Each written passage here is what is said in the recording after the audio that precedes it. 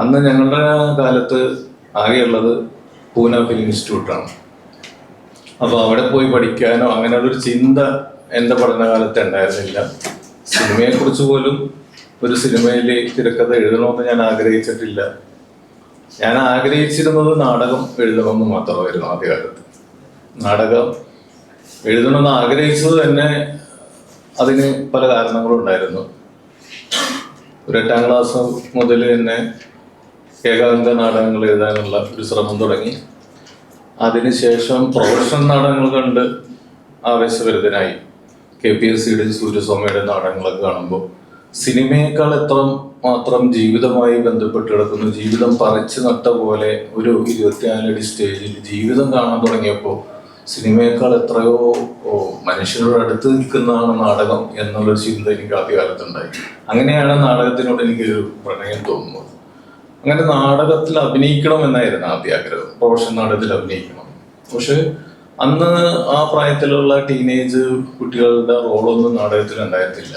എല്ലാം നല്ല തലമുതിർന്ന അറടിപ്പൊക്കവും നല്ല ശരീരമൊക്കെ ഉള്ളവരാണ് പ്രൊഫഷണൽ നാടക നടന്മാർ.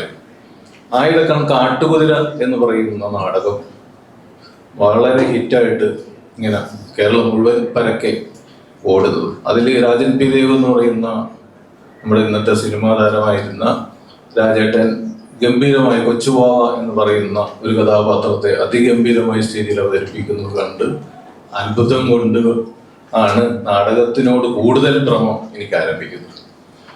അങ്ങനെ നാടകം എഴുതാൻ വേണ്ടിയിട്ടാണ് നാടകത്തിൽ അഭിനയിക്കാൻ വേണ്ടിയിട്ട് കൂടിയാണ് ഞാൻ ആദ്യമായിട്ടൊരു നാടകം എഴുതണം എന്നുള്ള ചിന്ത എനിക്ക് മനസ്സിൽ വരുന്നത്. അങ്ങനെ ഒരു അവസരം തേടി ഇങ്ങോട്ട് വരുന്നതിൻ്റെ പുറത്താണ് ഞാൻ നാടകം എഴുതുന്നത്. അങ്ങനെ നാടകം എഴുതി ആ നാടകത്തിൽ അഭിനയിച്ചു. ആ നാടകം അത്യുന്നതങ്ങളിൽ ദൈവത്തിന് സ്തുതി എന്ന് പറയുന്ന നാടകമായിരുന്നു. അത് 1988 രാജൻ പി ദേവിന് സംസ്ഥാന അവാർഡ് കിട്ടി. എനിക്ക് 3-4 പ്രൊഫഷണൽ അവാർഡുകൾ നാടകത്തിന് ലഭിച്ചു. അങ്ങനെ നാടകൃത്ത് എന്നുള്ള ഒരു പേരിൽ ഞാൻ എസ്റ്റാബ്ലിഷായി നാടകത്തിൽ അഭിനയിക്കുകയും ചെയ്യുന്നു. അങ്ങനെ ഒരു 3-4 വർഷം കഴിഞ്ഞപ്പോഴാണ് ആ നാടകം സിനിമയാക്കാൻ വേണ്ടിയിട്ടാണ് എനിക്ക് സിനിമയുടെ ഓഫർ വരുന്നത്. അതായത് കാട്ടുകുതിര എന്ന് പറയുന്ന നാടകം സിനിമയായപ്പോൾ അതുപോലെ തന്നെ എൻ്റെ ഈ നാടകം അത്യുന്നതങ്ങളിൽ ദൈവത്തിന്റെ സ്തുതി സിനിമയാക്കണമെന്ന് ആവശ്യപ്പെട്ടുകൊണ്ട് എന്നെ തേടി ഒരു പ്രൊഡക്ഷൻ കൺട്രോളർ നായരപ്പുറത്തേക്ക് വരികയാണ്. ആൽവിൻ ആന്റണി എന്ന് പറയുന്ന ഇന്നത്തെ പ്രൊഡ്യൂസറൊക്കെയാണ് അദ്ദേഹം. അന്ന് ബേസറി പാലമൊന്നുമില്ല, കോട്ട കയറി വരികയാണ്. അന്ന് ഇതുപോലെ തന്നെ എന്നോട് സംസാരിച്ചു. PG വിശ്വംഭരൻ എന്ന് പറയുന്ന ഡയറക്ടർ ഈ നാടകം സിനിമയാക്കാനായിട്ട് ആഗ്രഹം പ്രകടിപ്പിച്ചിട്ടാണ് വരുന്നത്. ഞാൻ അദ്ദേഹത്തോട് കണ്ട് സംസാരിച്ചു. ഈ നാടകത്തിന്റെ കഥയുടെ ഒരു രൂപം, ഒരു 1 ലൈൻ അദ്ദേഹത്തോട് പറഞ്ഞു. അദ്ദേഹത്തിന് നാടകം സിനിമയാക്കാനായിട്ടുള്ള താല്പര്യം വർദ്ധിച്ചു. അത് സിനിമയാക്കാൻ തീരുമാനിച്ചു. പക്ഷെ അദ്ദേഹം ആവശ്യപ്പെട്ടത് അതിലെ പ്രധാന കഥാപാത്രം വേതാളം പൈലി എന്ന് പറയുന്ന ഒരു കഥാപാത്രമാണ്. ആ കഥാപാത്രം തിലകൻ ചേട്ടൻ അഭിനയിക്കണം. അന്ന് തിലകൻ ചേട്ടൻ ഭയങ്കര ഗംഭീരമായിട്ട് നല്ല സ്റ്റാർ വാല്യൂ നിൽക്കുന്ന സമയവും. അപ്പൊ കാട്ടുകുതിരയിലും തിലകൻ ചേട്ടനായിരുന്നു. അപ്പൊ തിലകൻ ചേട്ടൻ അഭിനയിക്കണം എന്ന് പറഞ്ഞപ്പോൾ ഞാൻ പറഞ്ഞു, രാജൻ പി ദേവ് സംസ്ഥാന അവാർഡ് വാങ്ങിച്ച കഥാപാത്രമാണ് അത് മാത്രമല്ല കാട്ടുകുതിരയിൽ നിന്ന് രാജേട്ടനെ ഒഴിവാക്കിയതിന്റെ സങ്കടം മുഴുവൻ അദ്ദേഹം എന്നോടാണ് പങ്കുവച്ചിട്ടുള്ളത്. എൻ്റെ ഈ ആദ്യ നാടകം അവതരിപ്പിച്ചുകൊണ്ടിരിക്കുമ്പോഴാണ് ഈ കാട്ടുകുതിരയുടെ ഷൂട്ടിംഗ് നടക്കുന്നത്.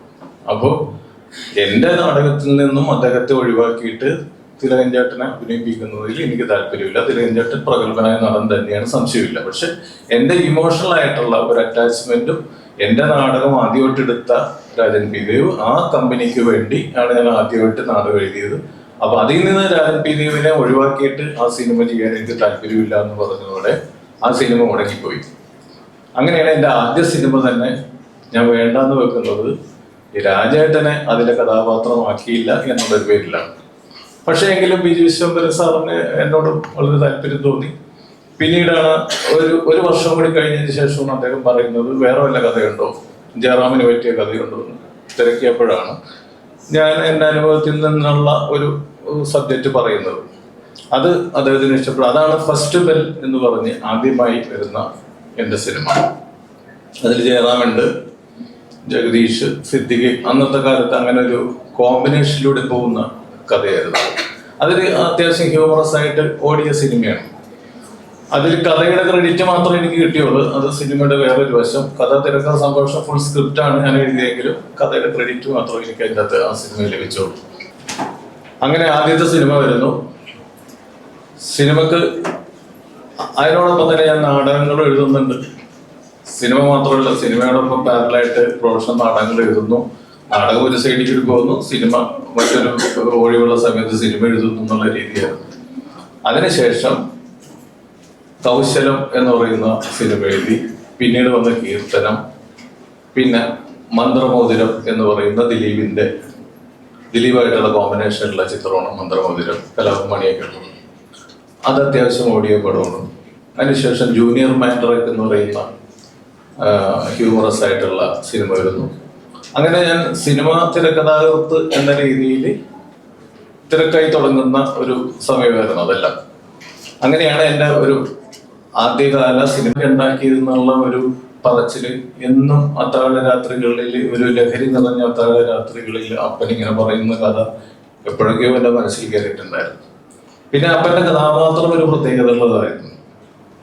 മക്കളെ ഒരിക്കലും സ്നേഹപൂർവ്വം മോനെന്നോ മോളെന്നോ വിളിച്ചിട്ടില്ല. എടാ പോടാന്നൊക്കെ വിളിക്കുള്ളൂ. ഭയങ്കര ക്ഷുഭിതനായിരുന്നു, ഭയങ്കര ചൂടില് സംസാരിക്കുള്ളൂ. പക്ഷെ ചില സന്ദർഭങ്ങളിൽ അദ്ദേഹത്തിന്റെ മനസ്സിനുള്ളിലുള്ള സ്നേഹം നമുക്ക് അനുഭവപ്പെടുകയും ചെയ്യും. ആ ശോഭിച്ചുകൊണ്ട് സ്നേഹം പ്രകടിപ്പിക്കുന്ന ഒരു പ്രത്യേകത അദ്ദേഹം. ആ ശോഭത്തിന്റെ അടിസ്ഥാന ഘടകം സ്നേഹമാണെന്ന് പലപ്പോഴും ഞങ്ങൾ മനസ്സിലാക്കിയിട്ടുണ്ട്. അത് കുട്ടികൾക്ക് വല്ല അസുഖങ്ങളൊക്കെ വരുമ്പോഴാണ് കൂടുതൽ ദേഷ്യം കാണിക്കുന്നത്.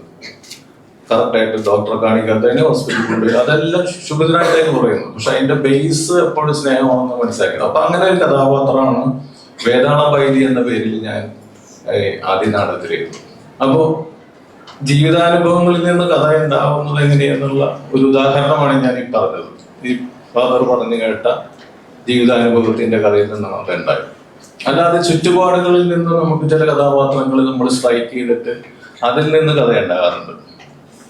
അങ്ങനെയാണ് ചാന്തുകുട്ടി ഉണ്ടാകുന്നത്. ചാന്തുകുട്ടിലെ കഥാപാത്രം എൻ്റെ കൂടെ 8ാം ക്ലാസ്സിൽ പഠിച്ചിരുന്ന കാർത്തികേയൻ എന്ന് പറയുന്ന എൻ്റെ ഒരേ ബെഞ്ചിലിരുന്ന വിദ്യാർത്ഥിയാണ്. കാർത്തികേയൻ അല്പം സ്ത്രൈണതയുള്ള ആൺകുട്ടിയായിരുന്നു. അപ്പോൾ കാർത്തികേയനെ എല്ലാവരും കാർത്തു എന്ന് വിളിച്ചിട്ട് കളിയാക്കി പരിഹസിക്കുകയൊക്കെ ചെയ്യുന്ന ഒരു പരിപാടിയായിരുന്നു. അപ്പോൾ അവനത് ആ പരിഹാസം കൂടുതൽ കേട്ടു തുടങ്ങിയതിന് ശേഷം പിന്നെ ക്ലാസ്സിൽ വരാതെ കുറെ നാള് ക്ലാസ്സിൽ 8ാം ക്ലാസ്സിൽ പഠിക്കുമ്പോൾ പിന്നെ കാർത്തികനെ കണ്ടിട്ടേ ഇല്ല. എൻ്റെ നാട്ടുകാരൻ തന്നെയാണ്. പിന്നെ ഒരു വർഷം കഴിഞ്ഞപ്പോൾ ഞാൻ അറിയുന്നത് ഇവൻ മെന്റൽ പേഷ്യൻ്റ് ആയിട്ട് ഇവനെ വീട്ടിൽ തന്നെ ചങ്ങനയിൽ ബന്ധിച്ചിട്ടൊക്കെയാണെന്നാണ് കേട്ടത്. അപ്പൊ എനിക്കതൊരു ഷോക്കായിരുന്നു. കാരണം അത് വരാനൊരു കാരണമുണ്ട്. പൂന്തുറ എന്ന് പറയുന്ന കടപ്പുറത്ത് ഞാനിപ്പം അന്ന് നാടകം ആ പരിസരത്താണ് കളിക്കുന്നത്, എൻ്റെ ആദ്യ നാടകം. അപ്പൊ നാടകം തുടങ്ങാനായിട്ട് ഒരു രാത്രി 10 മണിയാണെങ്കിൽ ഞങ്ങളൊരു 6 മണിക്കൊക്കെ അവിടെ ചെല്ലും. സ്റ്റേജിന്റെ വർക്കും സെറ്റ് വർക്കൊക്കെ നടക്കും. അപ്പൊ ഞാൻ ഈ കടപ്പുറത്ത് ഇറങ്ങി നടന്നിട്ട് അവിടുത്തെ ഈ വല നെയ്യുന്ന മുക്കവന്മാരോടൊക്കെ വെറുതെ വിശേഷം പറഞ്ഞൊക്കെ ഈ അവിടുത്തെ വിശേഷങ്ങളൊക്കെ ചോദിച്ചിരിക്കുമ്പോൾ അതിലൊരാള് പറഞ്ഞ്, ഞാൻ ചോദിച്ചതുപോലെയല്ലേ ചെമ്മീനിലെ പോലെ എന്തെങ്കിലും അന്ധവിശ്വാസം വേറെ കാര്യങ്ങളിൽ ഇവിടെ അങ്ങനെ ഉണ്ടോ എന്ന് ചോദിച്ചപ്പോ അങ്ങനെയൊന്നും ഇല്ലതാ പറയാ. അത് ചെമ്മീൻ കണ്ടപ്പോ തന്നെയാണ് ഞങ്ങൾ അങ്ങനെയൊക്കെ ഉണ്ടെന്ന് പോലും ഞങ്ങൾ തന്നെ അറിയുന്നത്. ഞങ്ങളുടെ ഇടയിൽ അങ്ങനെ പുതിയതായിട്ടൊന്നും അങ്ങനെയൊന്നും ഇല്ല. എന്തെങ്കിലും പ്രത്യേകതയുള്ള ഒരു സംഭവങ്ങൾ എന്തെങ്കിലും അങ്ങനെ ഞാൻ കുറെ നേരം സംസാരിച്ചപ്പോൾ പണ്ടൊരു പയ്യൻ ഒരു ആണും പെണ്ണും കെട്ടി ഒരുത്തൻ ഇവിടെ നടന്നു അവനെ ഈ തുറയുന്നത് ഞങ്ങളെല്ലാം കൂടി തല്ലി ഓടിച്ചു എന്ന് പറയുന്നൊരു വാക്ക് എനിക്ക് അവിടെ നിന്ന് കിട്ടി. അപ്പോ പെട്ടെന്ന് എനിക്ക് മനസ്സിൽ വന്നത് ഈ പൂർവ്വകഥയാണ്. എൻ്റെ കാർത്തികേയന്റെ മുഖം നേരം മനസ്സിൽ വന്നു. അപ്പൊ അങ്ങനെ ഒരു ചിന്ത പെട്ടെന്ന് ഉടലെടുത്തപ്പോ ഞാൻ അത് ബേസ് ചെയ്ത് ചിന്തിച്ചു. പിന്നെ മഹാഭാരതം വായിച്ച എൻ്റെ ഒരു ഓർമ്മയിൽ നിന്ന് ശിഖണ്ഡിയെ മുൻനിർത്തിയാണ് ഭീഷ്മര് പിതാമകൻ ആയുധം കീഴ്വെക്കുന്നത്. അപ്പൊ ശിഖണ്ഡി എന്നുള്ള ഒരു കോൺസെപ്റ്റ് അപശകനമായിട്ടാണ് മഹാഭാരതത്തിൽ പറഞ്ഞിരിക്കുന്നത്. അപ്പൊ പെട്ടെന്ന് എനിക്ക് ഒരു ഐഡിയ കിട്ടി. ഈ സ്ത്രൈണഭാവമുള്ള ഒരുത്തൻ കടപ്പുറത്തുണ്ടെങ്കിൽ കടല് കനിയുന്നില്ല എന്നുള്ളൊരു വിശ്വാസം അവിടെ വരുന്നു. കാരണം കടലിന്റെ പുത്രൻ അല്ലെങ്കിൽ കടലിന്റെ മക്കൾ എന്ന് പറയുന്നത് ഒന്നിലും ആണാകണം അല്ലെങ്കിൽ പെണ്ണാകണം. ഇത് രണ്ടും അല്ലാണ്ടാകുന്നത് കടലമ്മ പൊറുക്കുന്നില്ല. അതുകൊണ്ടാണ് ശർക്കര വരാത്തത്, കടലിൽ മത്സ്യമില്ലാത്തത് എന്നുള്ളൊരു അന്ധവിശ്വാസത്തെ മുൻനിർത്തിയിട്ട് ചിന്തിക്കാൻ തുടങ്ങിയപ്പോഴാണ് ചാന്തുപൊട്ട് എന്ന് പറയുന്ന കഥ ഉണ്ടായിരുന്നു. പക്ഷെ അതിൽ ഞാൻ സ്വീകരിച്ചൊരു മാർഗം ഈ ട്രാൻസ്ജെൻഡർ എന്ന് പറയുന്ന കഥാപാത്രം അല്ലാതെ അതിന് വർക്ക് ചെയ്യാനായിട്ടാണ് ആദ്യം തീരുമാനിച്ചത്. കാരണം അതായത് ഒരു ആൺകുട്ടിയെ, അതും എൻ്റെ ജീവിതമായിട്ട് ബന്ധപ്പെട്ടിട്ടുള്ള കാര്യമാണ്. ഒരു ആൺകുഞ്ഞിനെ പെണ്ണിന്റെ വേഷത്തിൽ കണ്ണെഴുതി പൊട്ട് തൊട്ട് പെൺകുട്ടിയുടെ ഉടുപ്പെല്ലാം ധരിപ്പിച്ച് പെണ്ണിനെ പോലെ വളർത്തുകയും അതേപോലെ തന്നെ പെൺകുട്ടികളോട് മാത്രം ഇടപെടുകയും ചെയ്യുന്ന അവസരത്തിൽ അറിയാതെ ചിലപ്പോൾ സ്ത്രൈണത കടന്നു വരാം, വളർത്തു ദോഷം കൊണ്ട്. നമ്മൾ ശ്രദ്ധിച്ചിട്ടുണ്ടാവും, ഡാൻസ് പഠിപ്പിക്കുന്ന ഡാൻസ് മാസ്റ്റേഴ്സ്, അത് ചെറുപ്പം മുതലേ ഡാൻസ് പഠിപ്പിക്കുന്നവർക്ക് പല ഡാൻസ് മാസ്റ്റേഴ്സിനെ നമ്മൾ കണ്ടിട്ടുണ്ട് സ്ത്രൈണത ഉണ്ടാവും. പക്ഷെ അവർ പുരുഷന്മാർ തന്നെ, അവർ കല്യാണം കഴിച്ചിട്ടുണ്ടാവും, അവർക്ക് മക്കളുണ്ടാവും, എല്ലാം ഉണ്ടാവും. പക്ഷെ അവരിലൊരു സ്ത്രൈണ ഭാവം കടന്നുകൂടുന്നത് ഈ ക്ലാസിക്കലായിട്ടുള്ള ഡാൻസ് പഠിച്ചുകൊണ്ടാകാം, പഠിപ്പിക്കുന്നുണ്ടാകാം. പിന്നെ ചാന്തുപൊട്ടിന്റെ പോലെ തന്നെയാണ് കുഞ്ഞിക്കൂനൻ എന്ന സിനിമയിലും ആ കഥാപാത്ര സൃഷ്ടി വന്നത്. എൻ്റെ നാട്ടിൽ തന്നെയുള്ള ഒരു ഹാൻഡിക്യാപ്ഡ് ആയിട്ടുള്ള ഒരു ചേട്ടനുണ്ട്. അദ്ദേഹത്തിന് കൂനില്ല, പക്ഷെ കാലിന് ആണ് പ്രശ്നം. അപ്പോൾ ഒരു ലൈറ്റ് ആൻഡ് സൗണ്ട് നടത്തുന്ന ഒരു കടയൊക്കെ ഉണ്ട് പുള്ളിക്ക്. ഞാൻ വൈകുന്നേരങ്ങളിലൊക്കെ അവിടെയൊക്കെ പോയിരിക്കും. അപ്പോൾ ആ സമയത്ത് ഇദ്ദേഹം ഭയങ്കര ഹ്യൂമറസ് ആയിട്ടുള്ള ആളാണ്, നല്ല കോമഡി പറയും. ചിലരോടൊക്കെ പുള്ളി വന്നിട്ട് ചൂടാകുമ്പോൾ പുള്ളി മുണ്ടൊക്കെ മടക്കി കുത്തി അടിക്കാനൊക്കെ ചെല്ലും, ഈ കാലിന് സുഖമില്ലാത്ത. അപ്പൊ എതിരാളി ഇദ്ദേഹം സുഖമില്ലാത്ത ആളായത് കൊണ്ട് തന്നെ അങ്ങോട്ടും ഇങ്ങോട്ട് കയറാതെ തിരിച്ചു പോകും. അപ്പൊ ഇദ്ദേഹത്തിന്റെ ധൈര്യവും മനോബലം കൊണ്ട് ഭയന്നു പോവുകയാണെന്നൊക്കെയാണ് ധരിക്കുന്നത്. പക്ഷെ അപ്പൊ എനിക്കത് ഭയങ്കര ഇൻട്രസ്റ്റിംഗ് ആയി തോന്നി. കാരണം ഒന്ന് തള്ളിയാൽ മറിഞ്ഞു വീഴുന്ന ആരോഗ്യമുള്ളു പുള്ളിക്ക്. പക്ഷെ പുള്ളിയുടെ മുന്നിൽ പല പ്രബലരും തോറ്റു മടങ്ങി പോകുന്നത് കാണുമ്പോൾ അത് ഇയാൾ കൊള്ളാലേ, ക്യാരക്ടർ കൊള്ളാല എന്നുള്ളൊരു മനസ്സിലുണ്ടായിരുന്നു. അതിൽ നിന്നാണ് കുഞ്ഞിക്കൂനന്റെ കഥാപാത്രം സൃഷ്ടിച്ചത്. അതൊരു കഥാപാത്രം മാത്രമാണ് എനിക്ക് ഒരു റോ മെറ്റീരിയൽ പോലെ കിട്ടി. പിന്നീടുള്ള ആ കഥ ഡെവലപ്പ് ചെയ്തെന്ന് പറഞ്ഞാൽ പിന്നെ നമ്മുടെ ചിന്തയും കൂടിയാണ്. എപ്പോഴും സമൂഹത്തിൽ നടക്കുന്ന സംഭവങ്ങൾ അതേപോലെ എടുത്തല്ല നമ്മൾ സിനിമയാക്കുന്നത്. ഞാൻ നേരത്തെ സൂചിപ്പിച്ചത് അത് റോ മെറ്റീരിയൽ മാത്രമാണ്. അതിൽ നിന്ന് നമ്മുടെ ഭാവനയിലൂടെ, നമ്മുടെ മനസ്സിലൂടെ കടന്നു പോകുമ്പോൾ ആ ഒരു കെമിസ്ട്രി വർക്ക് ചെയ്ത് പല ഡെവലപ്മെന്റും അതിലുണ്ടാവും. നമ്മൾ അറിഞ്ഞോ അറിയാതെയൊക്കെ ഒരു ഡെവലപ്മെന്റിലൂടെ അത് കടന്നു പോകും. അപ്പോൾ ചിലപ്പോൾ ഒരു കഥാപാത്രം കിട്ടിയിട്ട് ആ കഥാപാത്രത്തെ ഡെവലപ്പ് ചെയ്തിട്ട് ഒരു സിനിമയാക്കാൻ പറ്റും. ചിലപ്പോൾ ഒരു കണ്ടന്റ് ആയിരിക്കും കിട്ടുന്നത്. ആ കണ്ടന്റിലേക്ക് നമ്മൾ കഥാപാത്രങ്ങളെ പോസ്റ്റ് ചെയ്തിട്ട് ആ കണ്ടന്റ് ഡെവലപ്പ് ചെയ്യാൻ പറ്റും. കണ്ടന്റ് കിട്ടുന്നത് ഞാൻ ഒരു ഉദാഹരണം പറയാം. ദൈവത്തിന്റെ സ്വന്തം ക്ലീറ്റസ് എന്ന് പറയുന്ന സിനിമയുടെ കണ്ടന്റാണ് എനിക്ക് ആദ്യം കിട്ടുന്നത്. അത് കിട്ടാനുള്ള കാര്യം, ഛോട്ടാ മുംബൈ ഷൂട്ട് കഴിഞ്ഞു. ഛോട്ടാ മുംബൈ മട്ടാഞ്ചേരി ആ ഭാഗത്താണ് ഷൂട്ട് ചെയ്തത്.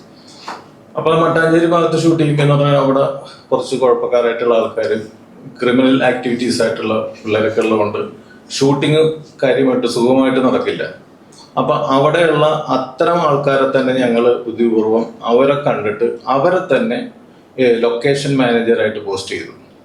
എന്നിട്ട് അവരിൽ തന്നെ ഈ ക്രിമിനൽ ആക്ടിവിറ്റീസ് ആയിട്ട് നടക്കുന്ന പലർക്കും അഭിനയമോഹമുള്ളവരുണ്ടായിരുന്നു. അവരെയൊക്കെ ആ ഗുണ്ടകളുടെ വേഷത്തിൽ പലയിടത്തൊക്കെ ഞങ്ങൾ നിർത്തി. അപ്പൊ അവര് വളരെ ആക്റ്റീവായി ഞങ്ങൾക്ക് വേണ്ട സൗകര്യങ്ങളെല്ലാം ചെയ്തു തരുന്നു.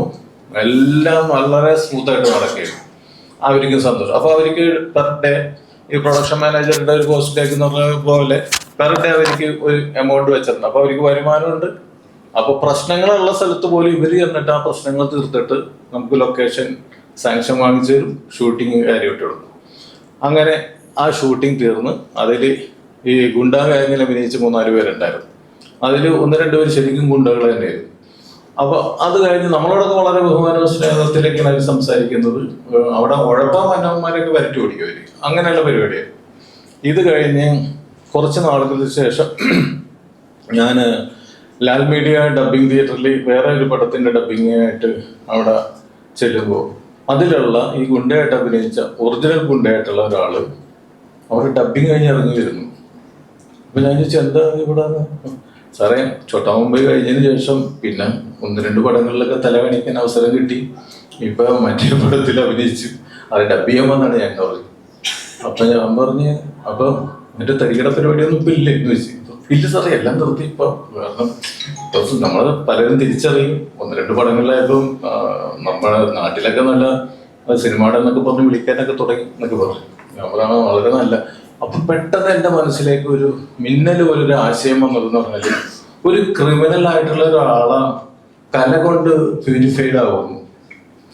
ഒരു കല അയാളെ മാറ്റിമറിക്കുന്നു. ഒരു ക്രിമിനൽ ആക്ടിവിറ്റി ആയിട്ട് നടന്നിരുന്ന ഒരാളിലേക്ക് ഒരു കല ചെന്ന് കഴിയുമ്പോൾ അയാളിൽ ഉണ്ടാകുന്ന മാറ്റം.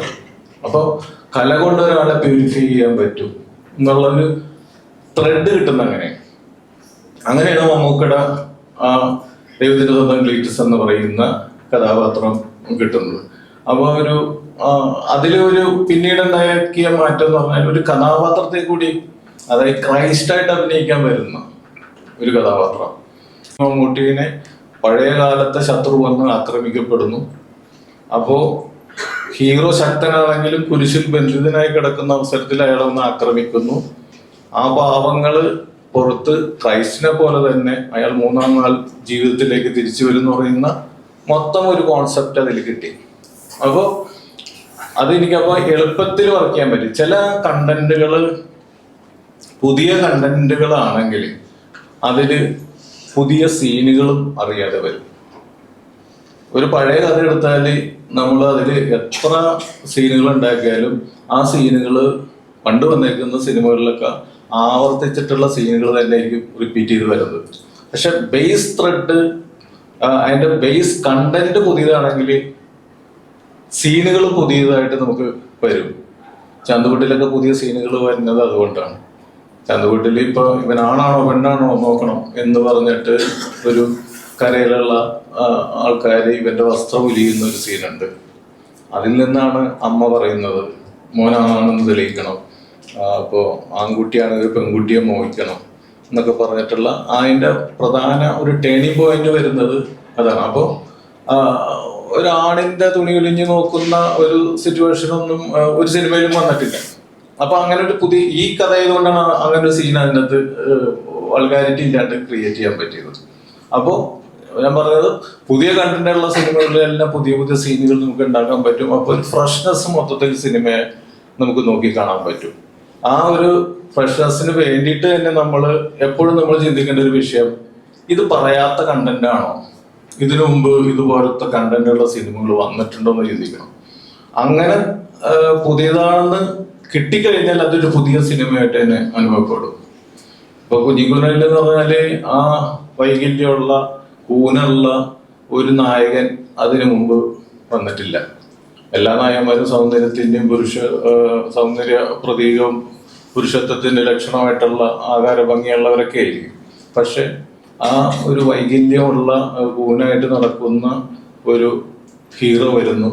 അപ്പൊ വെറുതെ അങ്ങനെ ഒരു പുതുമക്ക് വേണ്ടി ഒരു കഥാപാത്രത്തെ ഉണ്ടാക്കിയ പോരാ. ആ കഥാപാത്രം എന്തുകൊണ്ട് അങ്ങനെ ഉണ്ടാക്കിയെന്ന് ചിന്തിക്കുമ്പോൾ ഈ കഥ പറയണമെങ്കിൽ ആ കഥാപാത്രം അങ്ങനെ തന്നെ ആയിരിക്കണം. അയാൾക്ക് പോലും വൈകല്യവും ഇല്ലെങ്കിൽ ആ കഥ നടക്കില്ല കുഞ്ഞിക്കുഞ്ഞിന്റെ. കാരണം അതിന്റെ മെയിൻ കണ്ടന്റ് എന്ന് പറഞ്ഞാല് രൂപത്തെ അല്ല, ഒരു മനുഷ്യന്റെ വ്യക്തിത്വം എന്ന് പറയുന്നത് അവന്റെ ബാഹ്യമായ രൂപമല്ല, അവന്റെ നന്മയും അവന്റെ സ്വഭാവത്തിന്റെ ഗുണമൊക്കെയാണ് വ്യക്തിത്വം പ്രകടമാക്കേണ്ടത്, അല്ലാണ്ട് അവന്റെ പുറമേയുള്ള കാഴ്ചയിലല്ല.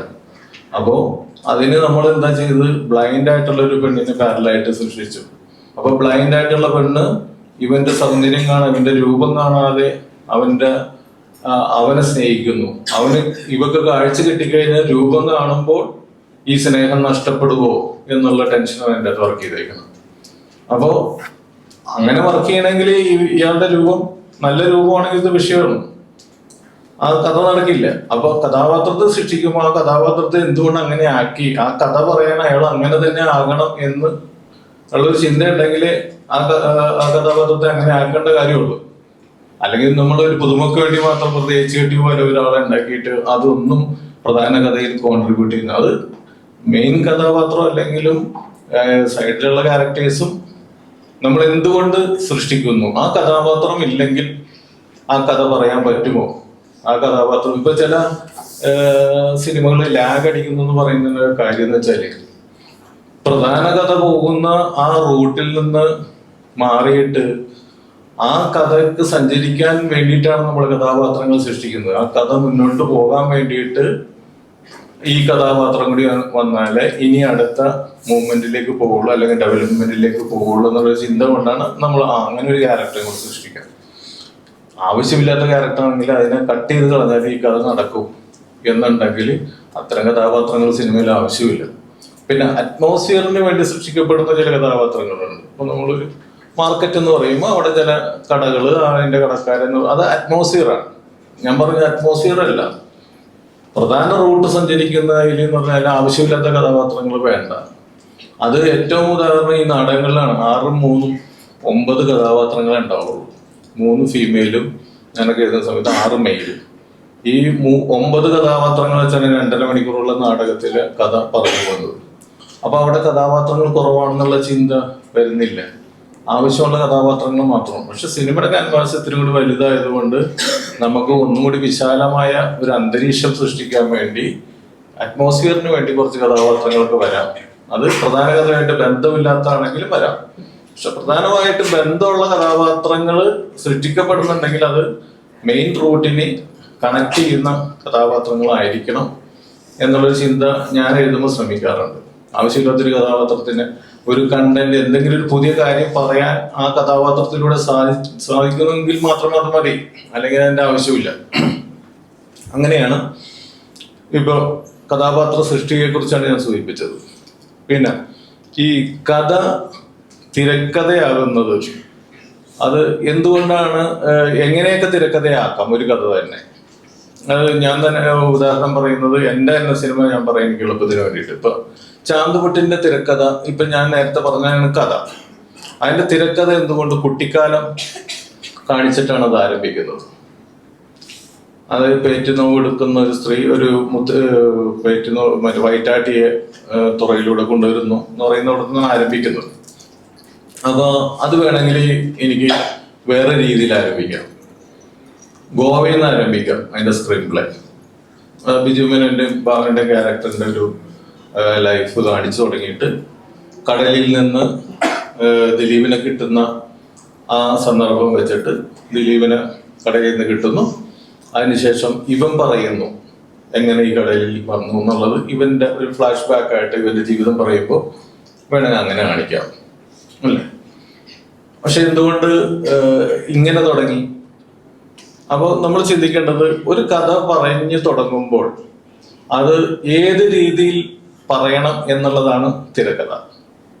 അത് ഏത് രീതിയിൽ ഇന്റർപ്രറ്റ് ചെയ്താലാണ് കൂടുതൽ കൺവിൻസിങ് ആവുന്നത്, പ്രേക്ഷകരിലേക്ക് കൃത്യമായി ആ കഥയുടെ അല്ലെങ്കിൽ നമ്മൾ പറയാൻ ഉദ്ദേശിക്കുന്നതിന്റെ കണ്ടന്റ് കൃത്യമായിട്ട് കമ്മ്യൂണിക്കേറ്റ് ചെയ്തത് എങ്ങനെയാണെന്ന് തീരുമാനിക്കുന്നതിന്റെ ഒരു ഓർഡർ ആയിരിക്കണം നമ്മൾ മനസ്സിലാക്കി വരേണ്ടത്. അപ്പൊ ഞാനിത് നമ്മുടെ കണ്ടന്റ് പറഞ്ഞല്ലോ, പെൺകുട്ടിയെ പോലെ വളർത്തിയത് കൊണ്ടുണ്ടായ ദോഷമാണ് എന്നുള്ളതാണ് നമ്മുടെ കണ്ടന്റ്. അപ്പൊ എന്തായാലും ഇവിടെ ഗോവയിൽ നിന്ന് തുടങ്ങിക്കഴിഞ്ഞാൽ അത് മിസ്സാവും. ഇവന്റെ ഫ്ലാഷ് ബാക്കിൽ കുട്ടിക്കാലം തൊട്ട് കാണിച്ചു കഴിഞ്ഞാൽ ബോറടിക്കും. അപ്പോ ഒരു ഓപ്പണിംഗ് തൊട്ട് തന്നെ അത് പറഞ്ഞു കഴിഞ്ഞാൽ പെട്ടെന്ന് ആളിലേക്ക് കമ്മ്യൂണിക്കേറ്റ് ചെയ്യും. ഈ കുട്ടിയെ വളർത്തുന്നതും പെൺകുട്ടികളിലൂടെ ഡാൻസ് പഠിക്കാൻ നടക്കുന്നതും ഒരു പാട്ടിലൂടെ തന്നെ, അത് ആഴക്കടലിന്റെ തുടങ്ങുന്ന ആ പാട്ടിലൂടെ തന്നെ ഇവന്റെ ജീവിത രേഖ പോകുന്നുണ്ട്. അപ്പൊ അതിലേക്ക് റീച്ച് ചെയ്യും. ശരിക്കും അതിനോടൊപ്പം തന്നെ ഒരു മർഡർ നടന്നിട്ടാണ് ആ ചൈൽഡ്ഹുഡിന്റെ സംഭവം നമ്മൾ ക്ലോസ് ചെയ്യുന്നത്. അപ്പൊ കറക്റ്റായിട്ട് ആ കൊച്ചു ജനിച്ച് ആ മുത്തശ്ശി പെണ്ണിനെ പോലെ അതിനെ നടത്തി ഇങ്ങനെയായി, അങ്ങനെ കുഴപ്പമായി, അത് ഡാൻസ് പഠിക്കുന്നു എന്ന് പറഞ്ഞ് കറക്റ്റ് സാധനം പ്രേക്ഷകരിലേക്ക് എത്തി. പിന്നെ ഈ കഥാപാത്രത്തിനെ പ്രേക്ഷകർ ഫോളോ ചെയ്തോളൂ. അല്ലെങ്കിൽ പെട്ടെന്ന് ഗോവയിൽ നിന്ന് തന്നെ ചാന്തുപൊട്ടിലെ ദിലീപിനെ കാണിച്ചാല് പെട്ടെന്ന് ഒരു ജർക്ക് ഫീൽ ചെയ്യും. ഇയാള് ട്രാൻസ്ജെൻഡർ ആണോ, അല്ലെങ്കിൽ ട്രാൻസ്ജെൻഡർ ആണെന്നേ വിചാരിക്കുള്ളൂ. അവിടെ തൊട്ട് കാണിച്ചു തുടങ്ങിയ, ഗോവയിൽ നിന്ന് കാണിച്ചു തുടങ്ങിയാൽ ഒരു ട്രാൻസ്ജെൻഡർ ക്യാരക്ടർ, പിന്നെ ട്രാൻസ്ജെൻഡർ അല്ലാതെ തെളിയിക്കാൻ നമുക്ക് വേറെ മാർഗമില്ല. പക്ഷെ നമ്മുടെ ക്യാരക്ടർ ട്രാൻസ്ജെൻഡർ അല്ലാത്തതുകൊണ്ട് ഇങ്ങനെ തുടങ്ങിയാലാണ് കൂടുതൽ കമ്മ്യൂണിക്കേറ്റ് ചെയ്യുന്നത്. അതുകൊണ്ടാണ് അതിന്റെ കുട്ടിക്കാലം തൊട്ട് കാണിക്കാൻ തുടങ്ങിയത്. വേറെ പല സിനിമകളിലും നമുക്ക് ഈ കണ്ടന്റ് അല്ലെങ്കിൽ നമുക്ക് എങ്ങനെ വേണമെങ്കിൽ ആരംഭിക്കാം ആ സിനിമ. അപ്പൊ തിരക്കഥയുടെ ഒരു ഓർഡർ നമ്മൾ ഉണ്ടാക്കുമ്പോൾ ചിന്തിക്കേണ്ടത് അത് എങ്ങനെ പറഞ്ഞാലാണ് കൂടുതൽ കൺവിൻസിങ് ആകുന്നത് എന്നുള്ള ഒരു ധാരണ എഴുത്തുകാരന്റെ മനസ്സിൽ വരണം.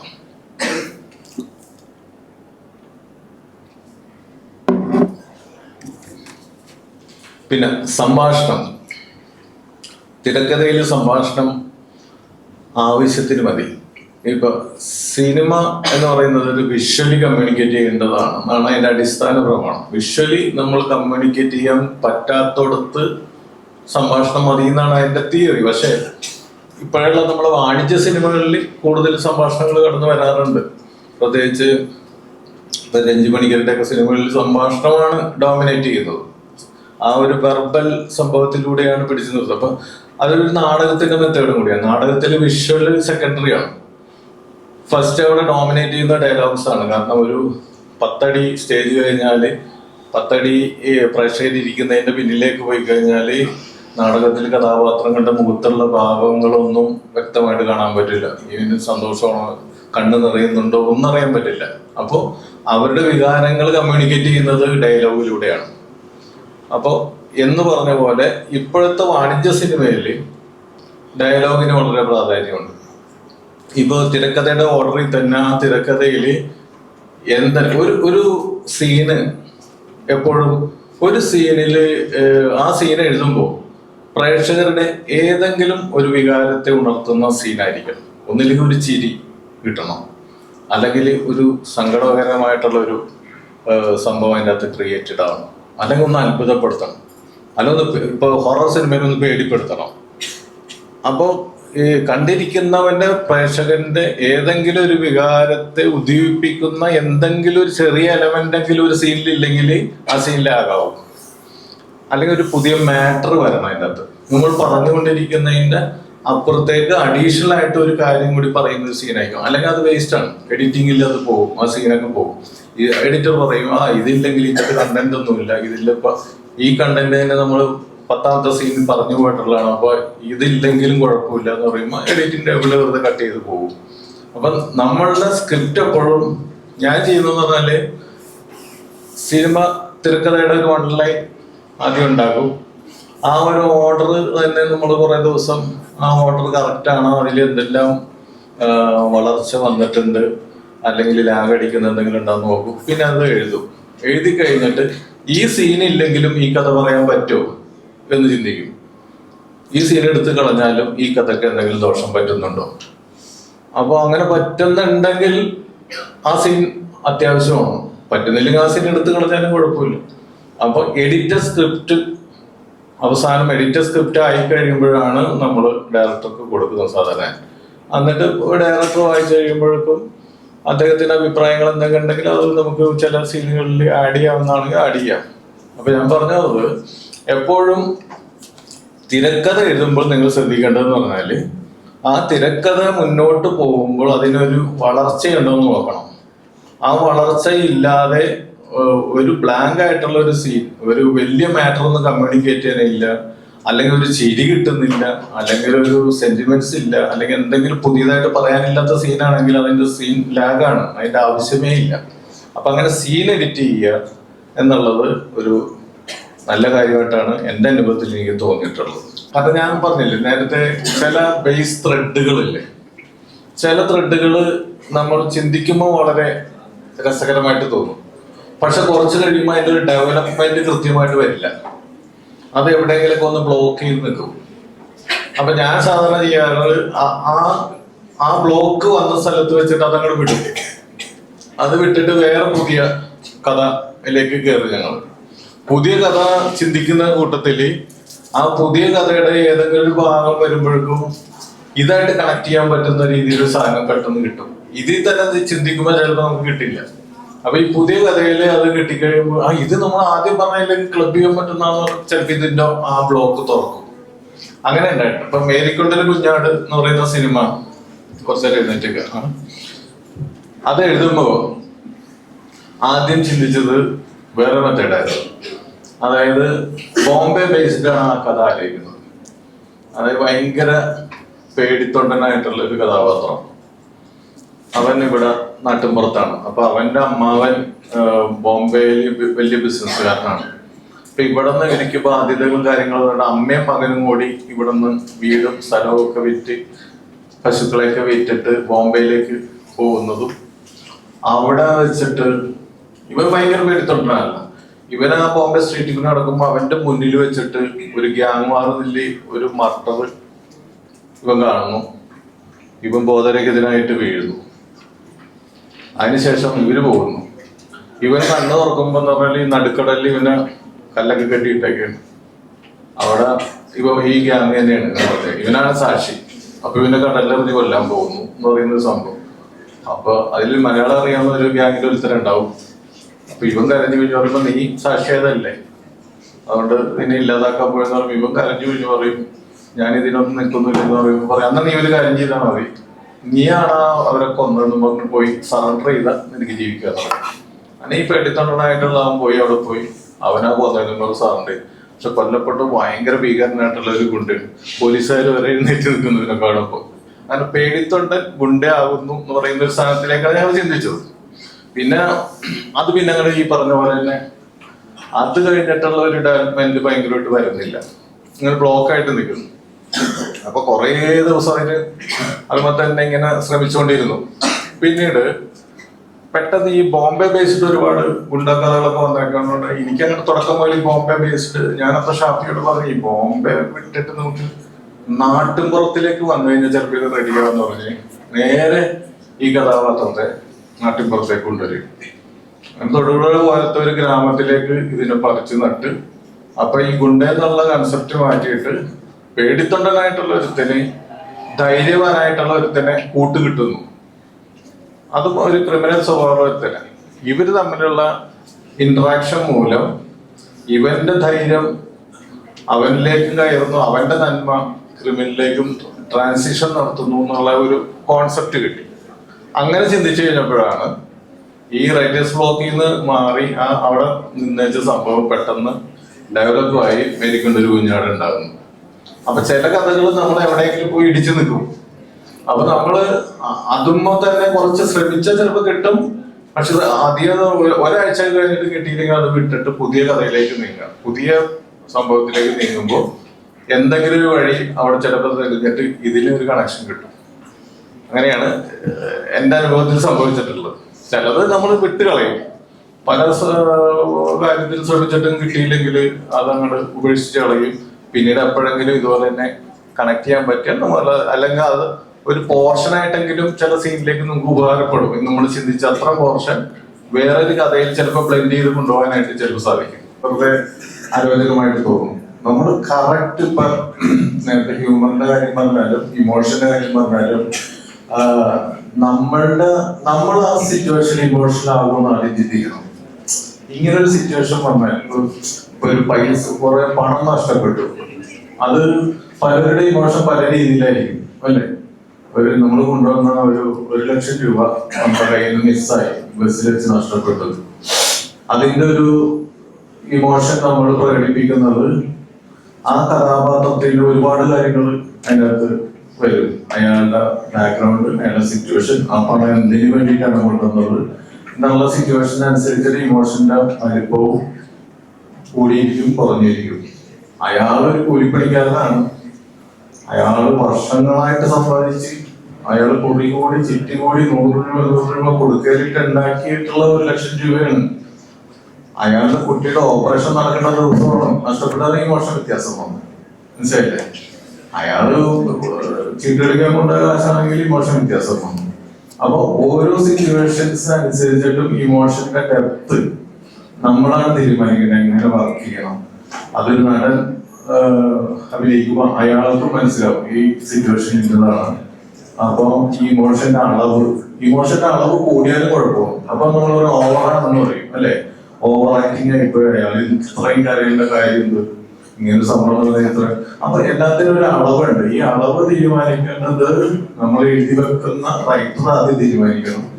അയാളുടെ കണ്ണുകൾ നിറഞ്ഞു എഴുതാം, അയാൾ പൊട്ടിക്കരഞ്ഞു തിരിച്ചറിയുന്നു പൊട്ടിക്കരഞ്ഞു എഴുതാം. അപ്പൊ ഇമോഷൻ മാറി.